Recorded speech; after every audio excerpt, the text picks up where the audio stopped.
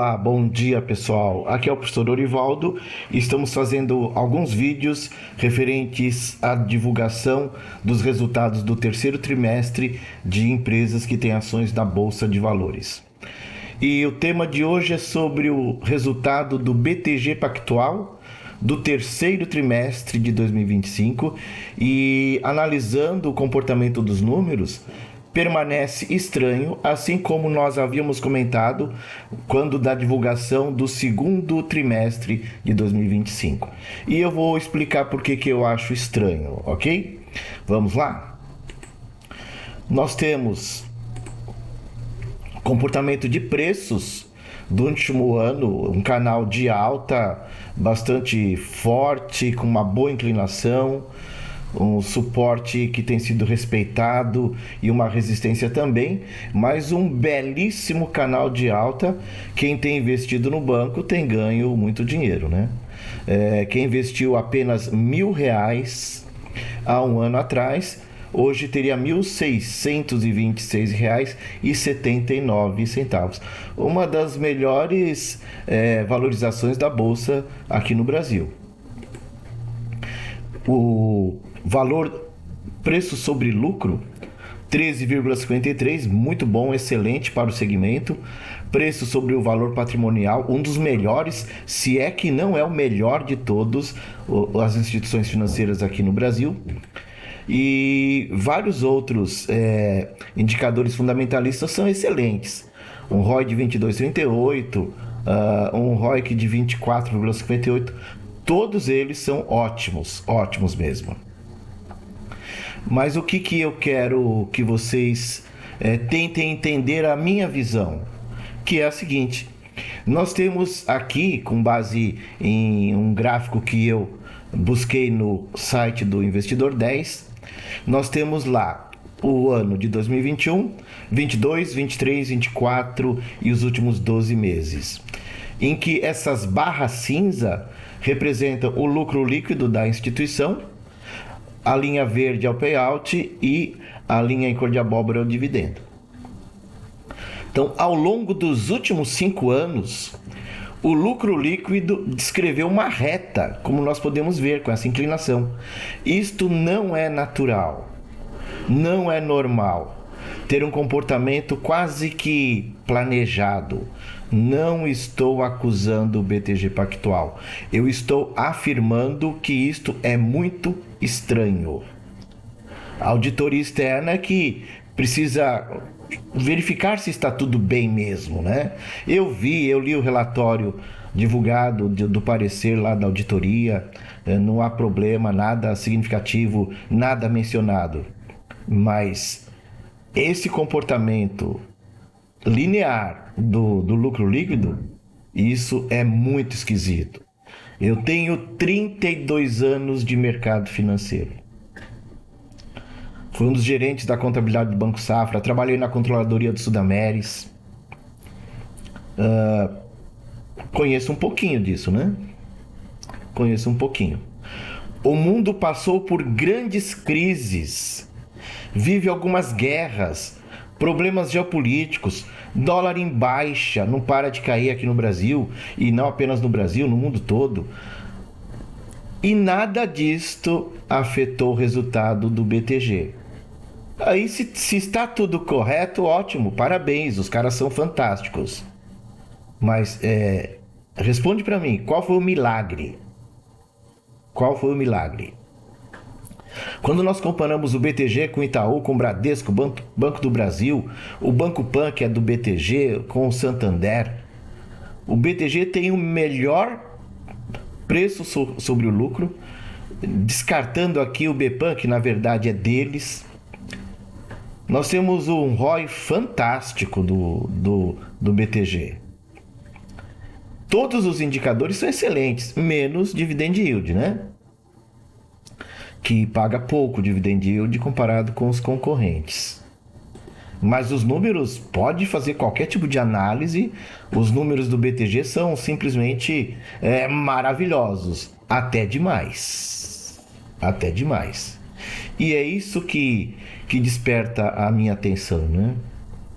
Novamente digo, não estou dizendo que o BTG tem colchão de resultado. Não estou dizendo que eles guardam reservas para manter o resultado numa linha reta. Não, não estou dizendo isso. Não sou nem louco de dizer isso. Mas que está estranho, está. Aqui, esse outro gráfico, também tirado lá do site do Investidor 10, nós temos nas barras em verde a receita líquida desde 2015 até agora, né, setembro de 2025, e nessa linha em dourado o lucro líquido. Vocês estão percebendo que a partir de 2020, em plena pandemia pelo novo coronavírus, em que morreram 700 mil pessoas aqui no Brasil, não foi uma gripezinha como alguns infelizes alardearam. Você vê que a receita líquida teve grande oscilação de 21 para 22, uma leve alta de 22 para 23, uma queda expressiva de 23 para 24 e uma nova alta nos últimos 12 meses. Mas vocês percebem que mesmo tendo essa grande oscilação, por onde eu estou passando o mouse, o lucro líquido se manteve reto. A receita líquida, as barras em verde, oscilaram muito, oscilaram bastante, mas o lucro líquido não se alterou.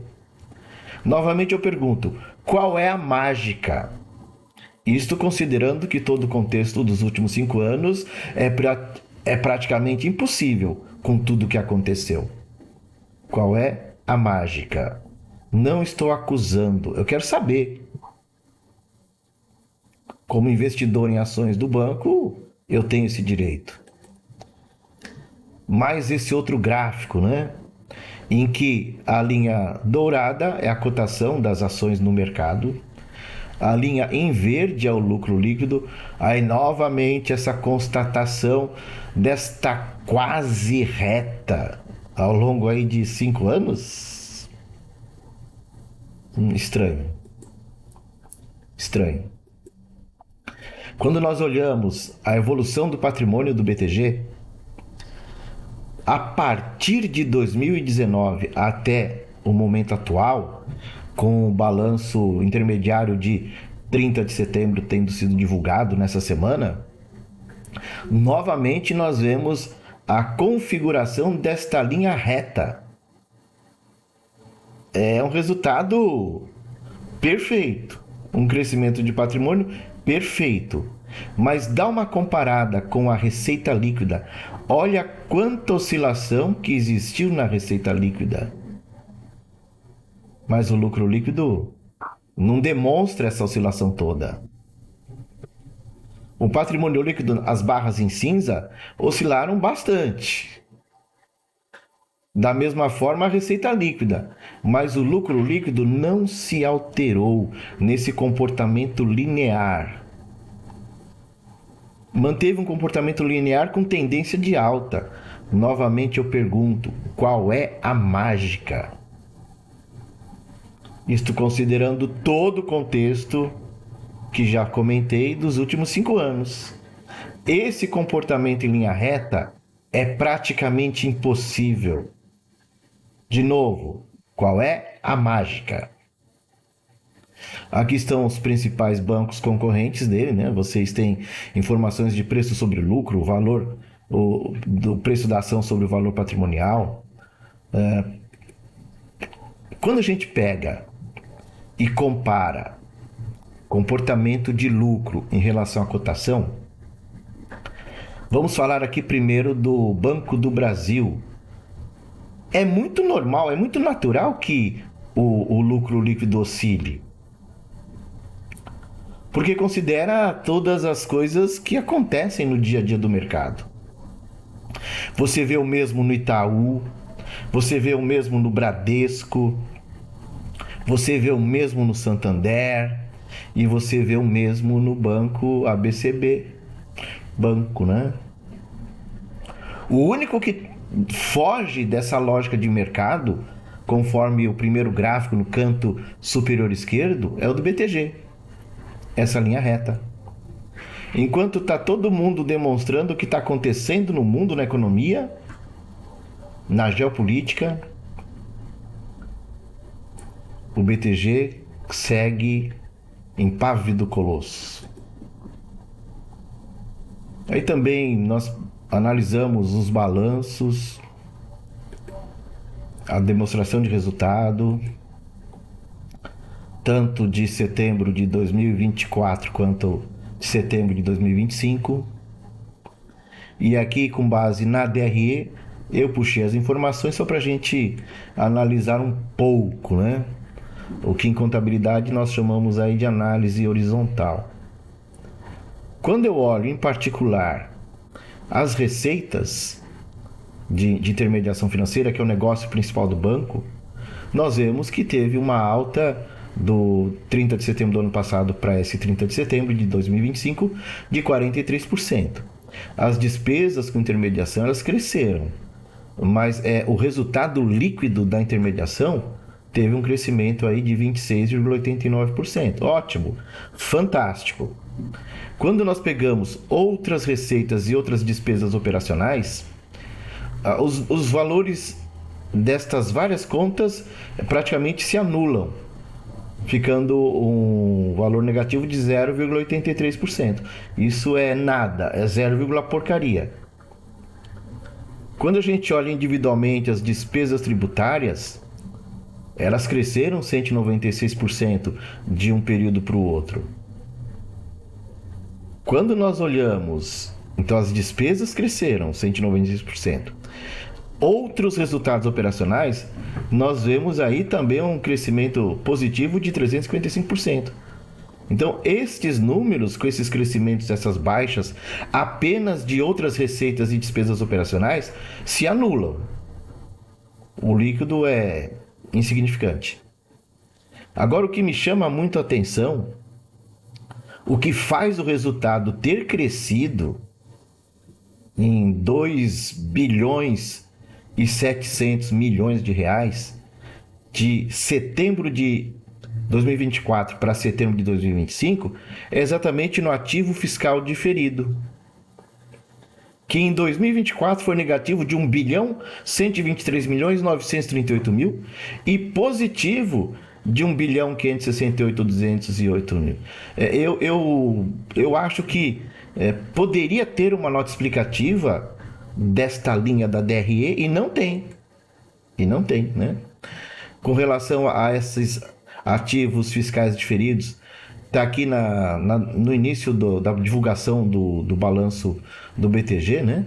Eles mostram a base legal, que eles fazem os cálculos e a contabilização, as projeções fiscais utilizadas para avaliação da realização de ativos fiscais diferidos, já consideram tanto os efeitos da resolução 4966 de 21, quanto aos critérios previstos na lei 14467. Legal, lindo, maravilhoso. Mas por uma diferença tão grande entre dois períodos, eu acho que seria muito bom se tivesse uma nota explicativa desta informação, porque basicamente é ela quem sustenta o crescimento quase que padronizado do lucro líquido da instituição. Depois eu analisei outros itens, não tem nada assim, tanto de receita de intermediação quanto despesa de intermediação, nada que desperte muito a atenção. Resultado na operacional, os números são pequenos e não explicaria o grande crescimento linear do lucro líquido, ok? Outras receitas e despesas aqui, né, operacionais, que nós já comentamos, que seria interessante você ver aqui uma redução aqui em relação a redução não, um crescimento da despesa tributária que foi ofuscado pelo crescimento de outros resultados operacionais, como nós já demonstramos ali na DRE, né? Aqui, imposto de renda e contribuição, ativo fiscal diferido, este que eu estava explicando agora há pouco, né? Seria interessante ter uma nota explicativa, porque você sai de um valor negativo de 1 bilhão e quase 200 e vai para 1 bilhão e meio positivo. Juntando os dois, isso dá 2 bilhões e 700 milhões, que praticamente explica o crescimento do resultado. Mais algumas informações aqui que são importantes: as receitas de prestação de serviço, outros resultados operacionais, né? Então, outros resultados operacionais, você vai para um valor de 2.329. A movimentação do valor contábil bruto e a perda esperada, né? Temos mais algumas informações importantes que eu também coloquei setas lá na DRE no início do vídeo, né? Voltando aqui, nós temos despesas de ativos fiscais diferidos. Lá nós temos esse valor de 1.568.208, é um valor também que chama a nossa atenção, né? Tá aqui, ó. Demonstração do resultado consolidado. 1.568. Seria importante se tivesse uma nota explicativa, né? Pode até ser que o resultado do BTG Pactual do terceiro trimestre de 2025 esteja correto. Pode estar perfeito. Afinal de contas, foi auditado, né? Entretanto, o comportamento linear do resultado líquido permanece muito estranho. Voltando a algumas telas, como é que se explica isso? Em que os concorrentes, bancos maiores do que ele, tiveram lucro líquido que variou. O mundo não está linear. Nós não vivemos um momento em que a economia do mundo é Alice no País das Maravilhas. Não, muito pelo contrário. Temos problemas gravíssimos acontecendo. Os outros bancos mostram essa oscilação. O BTG não, uma linha reta. Uma linha reta, né? Aqui, ó, o crescimento do patrimônio confrontado com a variação da receita. Sabe o que significa isso, pessoal? Quando eu tenho uma linha reta no lucro líquido e eu tenho essa grande oscilação na receita líquida, isso significa que custos e despesas oscilaram na mesma magnitude. Senão nós não teríamos essa reta. De novo, pode ser que não tenha nada errado. Pode ser que os caras são gênios do mercado financeiro. Mas que é estranho, é. É muito esquisito. Não vou acusá-los de nada. Mas eu acho que a auditoria precisa olhar com mais calma isso. Eu acho que a Comissão de Valores Mobiliários deveria analisar isso. E que o Banco Central também deveria analisar isso. Que as casas de análises deveriam olhar isso. Ok? De qualquer forma, se estiver tudo bem, parabéns. São gênios. São gênios. Mas e se não estiver tudo bem? E se há colchão de resultado? Jamais afirmaria isso. Não sou louco. Não sou ninguém para enfrentar um BTG Pactual. Mas que a pulga está atrás da orelha, está. Quem conhece um pouquinho do mercado financeiro e de contabilidade e acompanha o que está acontecendo no cenário interno e externo, uma linha reta impossível. Ok, pessoal? Obrigado pelas visualizações dos vídeos deste canal. Até uma próxima oportunidade e abraços!